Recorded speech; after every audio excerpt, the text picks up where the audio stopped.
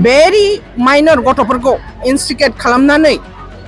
जायहा गावनि सायाव खाबु गैया बे बैसोनि गथ'फोर बे गथ'फोरखौ instigate खालामनानै जुदि अबेबा संगठनफ्रा आं मेनसन खालामबाय एबसुनि प्रेसिडेन्टआ बेहायनो अभारफन खालामनानै होनदों बेबादि दाखालाव खालामनो नाङा थांफिनदो होननानै बुंहरदों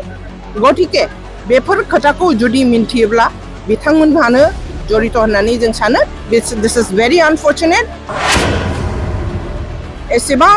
बर' जातिनि सेनस्रि जानानै बर' गथ'फोरजों बर'नि फसंथाइखौ बेबादि जाथाय खालामहोनाया बिराद अनफर्चुनेट जादों।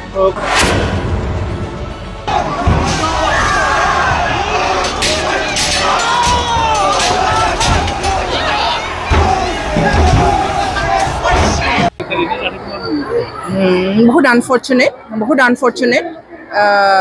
मोनसे डिमान्डा जेन्युइन डिमान्ड जानांगौ जेन्युइन डिमान्ड बयबो आबेग दङ जे डिमान्ड खालामदों बियो जेन्युइन आबेग बयहाबो जड़ित दङ किन्तु बेखौ बे नङा दे जोंनि सरकारि जे जोंनि ट्राइबेलनिनो मोनसे माबा फसंथाइ बे फसंथायाव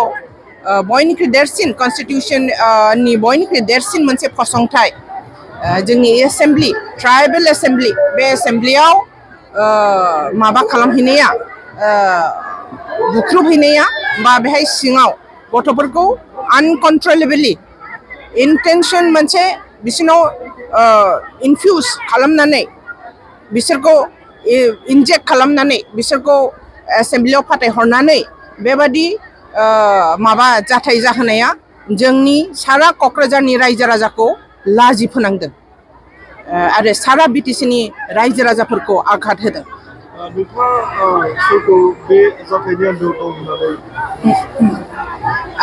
बाहायथ' जों जा नुनो मोनदों बे इन्सिडेन्ट एरियायाव जे धरननि खोथा बाथ्रा होनदों आरो जे धरननि माबाखौ खालामदों डिसिप्लिनखौ खालामहरहोदों अभार फनजों एबसुनि प्रेसिडेन्ट सोरबा दिपेन बर'आनोमोन ना अयनानोमोन फननि जरियते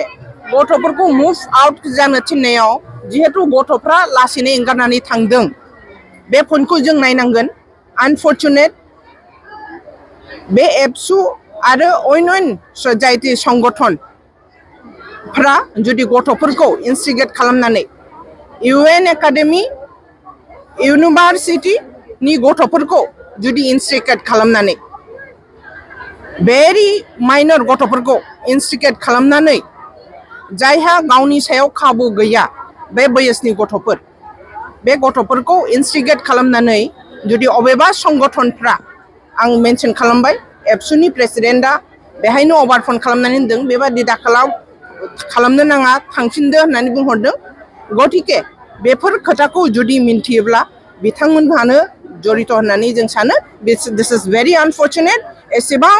बर' जातिनि सेनस्रि जानानै बर' गथ'फोरजों बर'नि फसंथाइखौ बेबादि जाथाय खालामहोनाया बिराद आनफर्चुनेट जादों। फरायसाफोरनि हेंथायै माबाफोर राहा लागोन नामा? फरायसाफ्रा लेखा फरायनांगौ केरियार बानायनांगौ मोजां इउनिभार्सिटि खालामनानै होदों हाग्रामा महिलारिया मोजां institution educational institution CIT engineering college फसंथायनानै होदों